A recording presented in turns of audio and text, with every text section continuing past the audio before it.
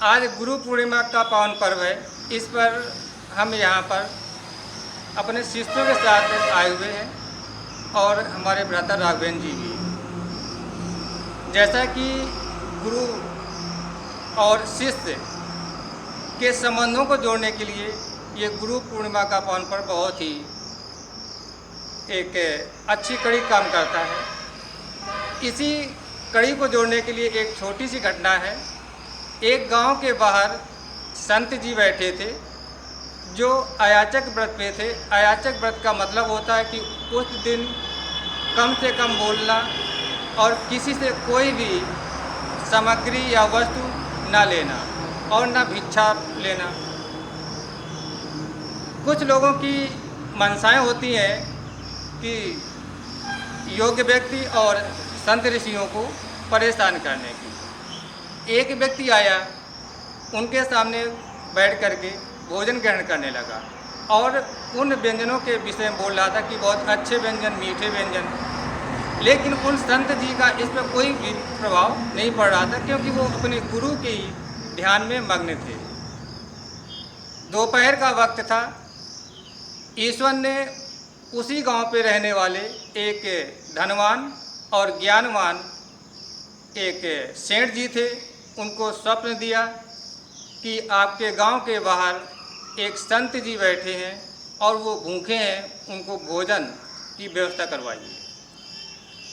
अब सेठ जी दोपहर का स्वप्न देख समझ करके वो पुनः करवट बदलते हुए सो गए। कुछ समय बाद ईश्वर ने उनको पुनः स्वप्न दिया और जगाया और दर्शन भी दिए और फिर से बोले कि मेरा एक शिष्य अयाचक व्रत पर है, आप उसको भोजन करवाएं। इस पर सेठ जी ने नाना प्रकार के व्यंजन तैयार करवाए और उन संत जी के पास गए और उन्होंने साष्टांग दंडवत किया और बोले, ऋषिवर आपके लिए भोजन लाए हुए हैं, आप भोजन ग्रहण करिए। उन संत जी ने अपने गुरु को धन्यवाद दिया और बोले कि मुझे गुरु की कृपा से भोजन प्राप्त हुआ और गुरु को धन्यवाद दिया कि आपने जो भी मुझे शिक्षा दी, जो भी ज्ञान दिया, उससे मैं पूर्ण रूप से संतुष्ट हूँ। अब वो सेठ जी उनसे विनय कर रहे थे कि आपकी कृपा से मुझे ईश्वर के दर्शन हुए।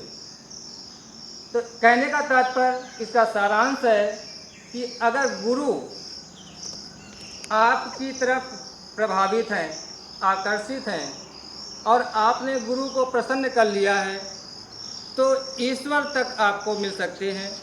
और एक शिष्य ने अपने गुरु की आराधना से ईश्वर को प्राप्त किया और अपने चाहने वालों को भी प्राप्त किया।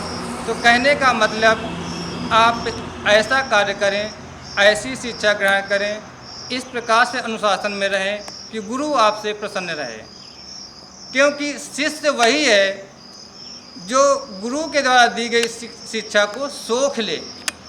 सोखने का मतलब कि जिस प्रकार से वृक्ष जड़ों के द्वारा खनिज, लवण और पानी को अवशोषित करता है और ऊपर पत्तियों तक पहुंचाता है, उसी प्रकार गुरु के द्वारा दी गई शिक्षा को आप लोग भी सोख लें।